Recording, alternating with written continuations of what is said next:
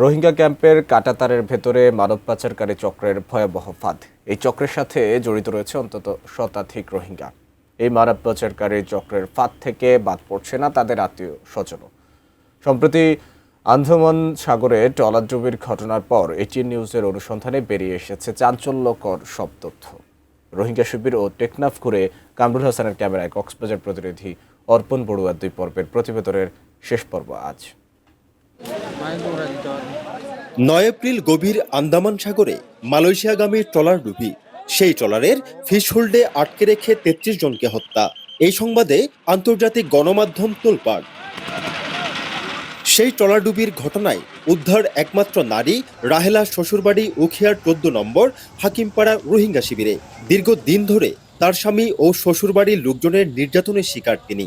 সেখানেই শেষ নয়, হাসপাতালে নিয়ে যাওয়ার উছিলায় তাকে মানব পাচারকারীদের হাতে তুলে দেয় দেবর আয়াতুল্লাহ ও খালা শাশুড়ি সেতারা বেগম।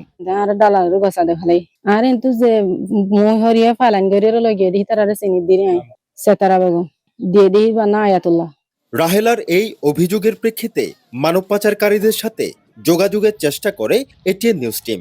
ভিন্ন পরিচয়ে রাহেলার দেবর আয়াতুল্লাহ ও স্বামী আমানুল্লাহর সাথে যোগাযোগ করলে দেখা করতে গড়িমসি করায় সরাসরি যাওয়া হয় তাদের বাড়ির ঠিকানায়।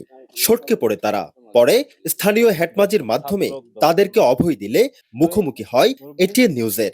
রাহেলাকে পাচারের ঘটনাটি অস্বীকার করে অভিযুক্তরা এবং জানাই রাহেলা অনেক আগেই তাদের বাড়ি থেকে বাপের বাড়িতে চলে যায়। ডাক্তার হানান লইজেবের হতা হই মালয়েশিয়ার যে দালাল চক্র আছে তারা রাতে তোমার তুলে দিও না না মিছা কথাই বিলকুল ইয়ান নইব বলো আর বড় ভাইয়ের বগর আড়াই লাগরি ভাল লাগে না তো ইবেই মিছা কথা হইরে তুলে দিই নি তারা এবার ভাইয়ে গোয়াছে মালয়েশিয়া বাবা আছে বাবা মিছা বিং করে দিন বেকুন কিছু করে দিন। আয়াতুল্লাহ এবং অনে দুজনের নাকি আরো মানুষজন পাঠায় মালয়েশিয়া অনেক কেন পাঠায় আর তো অনেক। এদিকে পুলিশ বলছে আন্দামানে ট্রলার ডুবির ঘটনায় উদ্ধার 6 জনকে আসামি করে মামলা দায়ের করে কোস্টগার্ড। এই বিষয়ে অধিকতর তদন্ত চলছে। এটাও ইনভেস্টিগেশনের পর্যায়ে আছে।